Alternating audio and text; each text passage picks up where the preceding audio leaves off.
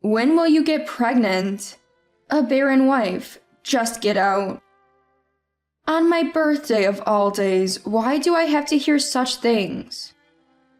I don't care who it is, as long as I can give birth. Find someone younger. My mother-in-law Isabella sees me as nothing more than a tool to produce an heir. It's not me who's infertile, and it's frustrating that nobody will listen. I wanted to tell my husband, you're the one who can't have children. My name is Mila. I'm 30 years old. I met my husband Oliver while working at a hotel. Oliver, the only son of the classic hotel, came to learn the hospitality techniques of urban hotels, which the classic hotel lacked. In my 6th year working at the hotel, highly praised by my bosses for my customer service skills, I was assigned to train him. He was the same age as me, and at first, I worried if I could handle being a mentor. He too seems puzzled by the urban hotel service, different from the classic hotel. Yet Oliver, quick to learn, was soon indistinguishable from a mentor, excelling at his job in just a month. As days passed, I found myself drawn to him. He seemed interested in me too, and after 3 months he asked me out. Oliver was here for a year to learn, and eventually he had to return to his family's classic hotel. Will we have to break up then? I thought sadly about the impending day. But my worries were unnecessary. I can't just break up and leave. If you're okay with it, will you come with me? He confessed, and I nodded yes, on the verge of tears. I failed in marriage once before when I was younger. Is that okay with you? He said, looking a bit downcast. I answered, trying to push away my slight hesitation. I don't mind at all. Despite a momentary doubt, I chose to look beyond it. Initially, my parents were opposed due to his divorce history, but they eventually gave in to my insistence. His family owned a very famous, long-established hotel. His father, Ethan, was the manager, and Isabella, his mother, the deputy manager, along with a large staff of waitresses and chefs. I wondered if I could really live up to being the wife of the son of such a prestigious classic hotel. My husband Oliver seemed to be in a manager and training position, slowly taking over responsibilities from Ethan. I thought I'd be learning from Isabella, maybe becoming an apprentice landlady, but that was far from what happened. Mila, you should just stay home and be a housewife. I want to see my grandchild soon, Isabella said. Her words made me think, so I just need to have a child? A vague anxiety I had been feeling started to take a clear shape. We began living in Oliver's family's main house, a bit away from the hotel. Oliver's behavior had clearly changed. When I tried to snuggle up to him in bed at night after his hotel work, he would often refuse, saying, "I'm tired, just let me sleep." His everyday demeanor also changed drastically. He was harsh, a complete stranger compared to when we were dating.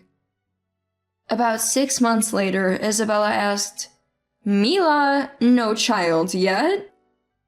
Oliver complied with my efforts, albeit reluctantly, but there were still no signs of pregnancy.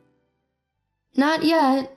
It's a blessing, so there's no use rushing," I replied, feeling increasingly wary. Recently, Isabella kept asking, "No child yet?" and "Show me my grandchild's face," ending with a stern, "We need an heir for our classic hotel. You must have a child soon."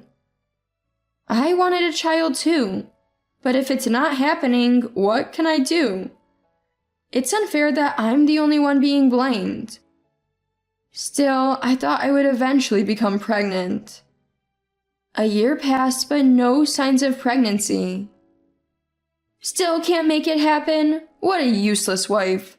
What do you think you're doing as a housewife? Isabella's scoldings became harsher every day. Why am I even here? I felt lost and deeply saddened. Oliver, whom I thought would be my ally, joined Isabella in blaming me. "Hey Mila, why don't you see a doctor and get checked out?" Isabella suddenly suggested. Indeed, it was a good idea.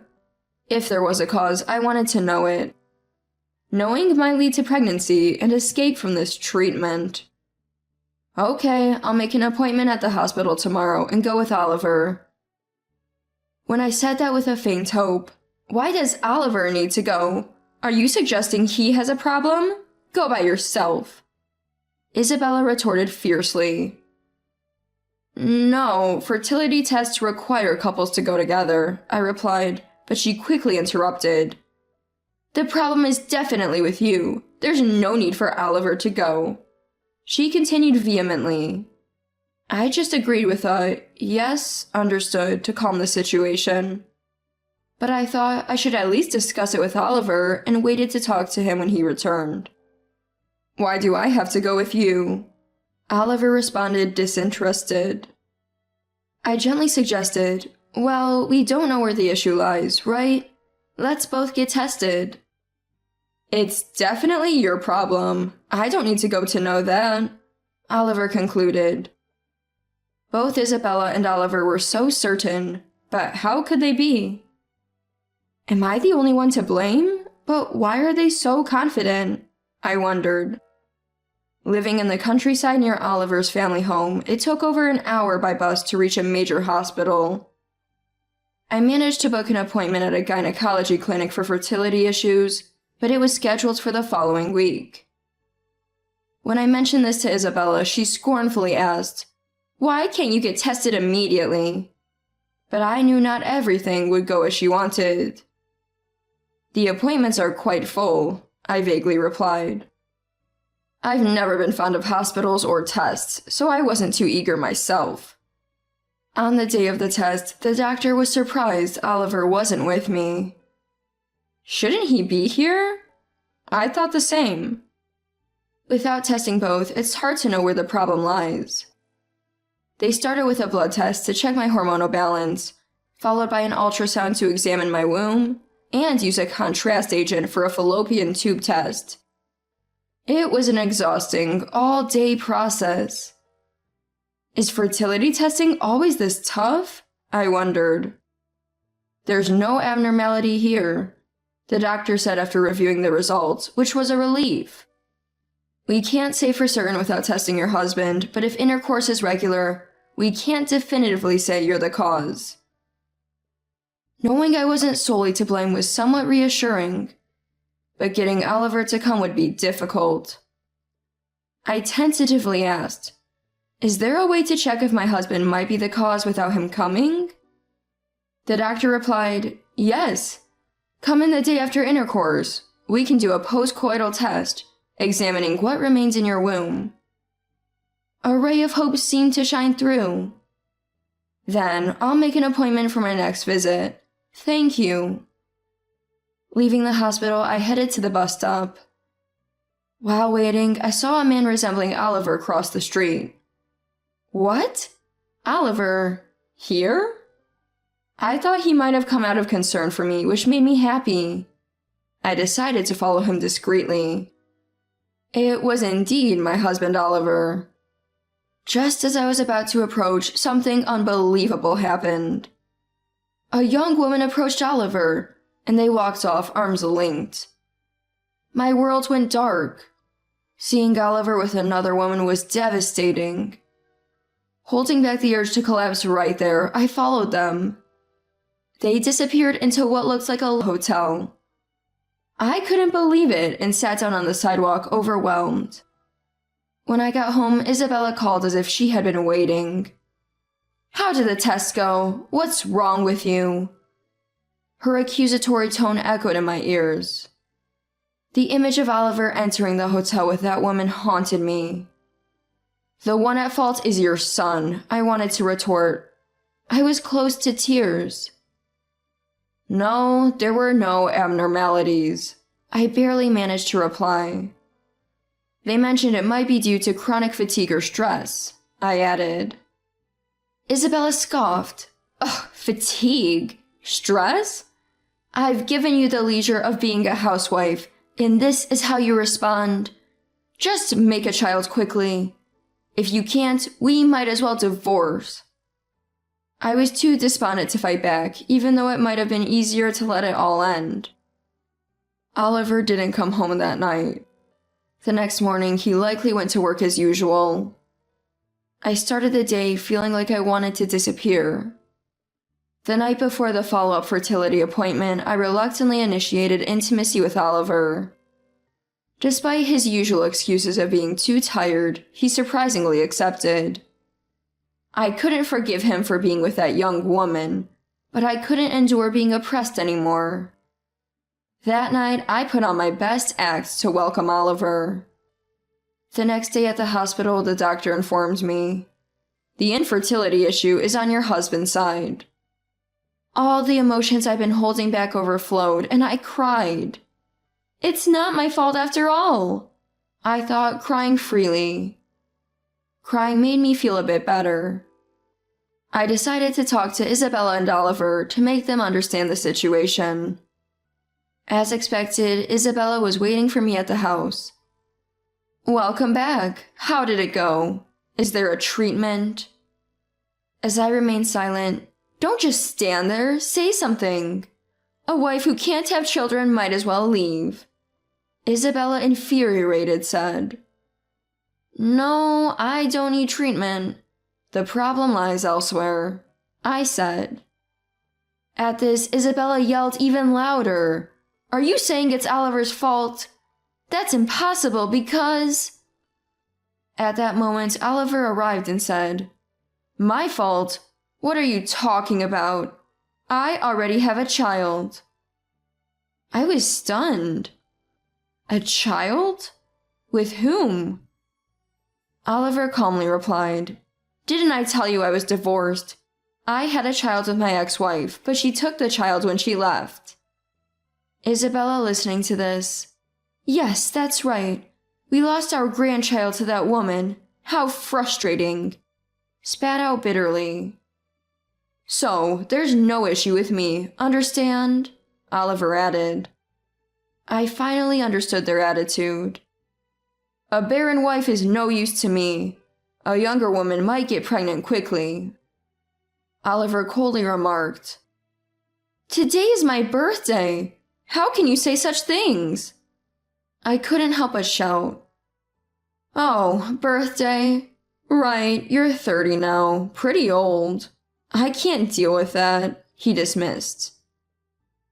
The Oliver who once celebrated my birthday was gone. "If you can find someone else to have a child, then bring them here," Isabella said. I don't care anymore. I felt completely defeated. Suppressing the urge to scream, I quietly said. Overwhelmed by sadness, I packed my things that day and left Oliver's house. My parents welcomed me warmly when I returned home, their kindness soothing my wounded heart. On a sunny Sunday, while walking near my parents' house, I bumped into Lucas, a classmate from high school. He had been a top student and went to a prestigious university in the city, but returned to work locally after graduation. He was smart and athletic, almost a leader in our class. I had admired him too. We spent hours reminiscing about high school, losing track of time. We exchanged contact information, and later that night, he asked me out. On the next holiday, he invited me to a movie. Hesitantly, I agreed. As we walked side by side after the movie, he shared his life story. He had a girlfriend in university, but broke up after graduation. So, he's not married. He wouldn't have asked me out otherwise, I thought. Walking beside my high school crush, I couldn't help but feel embarrassed, despite my age. After being invited to several meals and movies, he asked me out. I decided to reveal that I had failed in my marriage and had returned home. He looked surprised at first, but then said earnestly, I see you've been through a lot, Mila. I'm sorry if I was insensitive. I quickly responded, I appreciate that, but I've had my share of hardships. He suddenly stood up apologizing. He's truly sincere. Watching his gesture, I thought. But then I remembered how I once thought Oliver was impressive. My judgment hasn't always been reliable. However, as he continued to speak earnestly, I couldn't help but burst out laughing. When was the last time I laughed like this? He said, "Don't laugh, that's rude." But seeing him like that made me laugh even more. "Thank you. Sorry." I was laughing, but before I knew it, tears were streaming down my cheeks. He panicked. "Sorry, I didn't mean to make you cry. Forget it," and bowed again. "It's okay. It's just that I haven't laughed like this in a while. Don't worry about it," I said with a smile. As time passed and my heart healed a bit, I accepted his offer to date. I believed things might work out with him, unlike my painful past with Oliver. Then, after about a year of dating, he proposed. His acceptance and kindness were so comforting. Eventually, I became pregnant. After struggling so much with Oliver, I was almost taken aback by how easily I conceived with my new partner. We had a beautiful baby girl. While holding my child, I remembered Oliver. I didn't want to think about him, but if the test results I knew were true, whose child was the one he had with his ex-wife? Considering Isabella's fury, it wouldn't be surprising if his ex-wife had left alone with the child. The thought of his ex-wife, who supposedly left with the child, lingered in my mind. I hadn't spoken to anyone about the evidence I had found. Although it was a part of my past I should leave behind, the unresolved feelings nagged at me.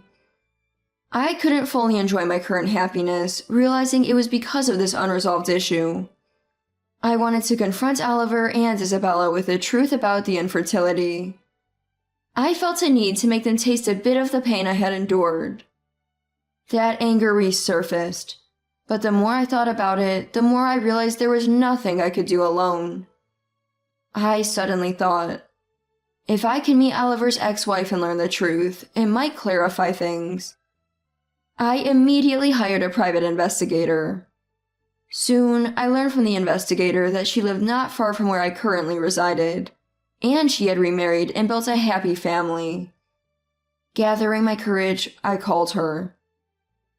"Hello, is this Charlotte? My name is Mila." There was a sense of bewilderment on the other end. "I have some questions about your ex-husband, Oliver. You know him, right?" She almost hung up in panic. "Wait, I suffered horribly at the hands of him and his mother. I've been gathering evidence for revenge. Can we meet?" After hearing my story, she agreed. We arranged to meet at a nearby cafe. She arrived with a boy. He didn't resemble Oliver. Noticing me studying the child, she said, "Actually, this boy is my current husband's child." I was surprised, and she started to share her story.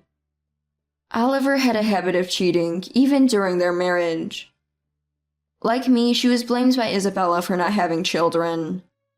The constant berating and stress wore her down mentally. Unable to bear it anymore, she admitted that she had involuntarily developed a relationship with her current husband whom she met by chance. She became pregnant and gave birth, and at that time it was unclear whose child it was. Weakened mentally and unable to cope with her guilt, she initiated the divorce and went to her current husband, eventually remarrying. Hearing this, I suggested a plan. Initially shocked, she agreed to join me in repaying those who had wronged us. We consulted our husbands and decided to stay at Oliver's hotel, pretending to be recent mom friends. Our husbands made the reservations, and the day finally arrived. The familiar scenery brought back painful memories. Steeling myself, we entered the hotel. Isabella greeted us politely, but her expression changed drastically when she saw our faces. Her look was not that of the deputy manager of the classic hotel. It made sense.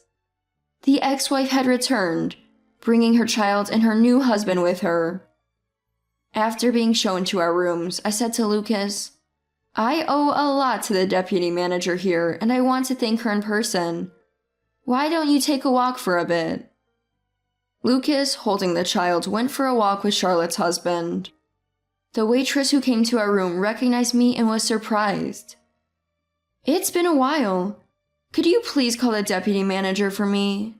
I asked, and she agreed, then left. Soon, Isabella and Oliver arrived together. Seeing Charlotte, Isabella immediately shouted, "Give back my grandchild, you fool!" "What? Your grandchild? There's no such thing," I said mockingly.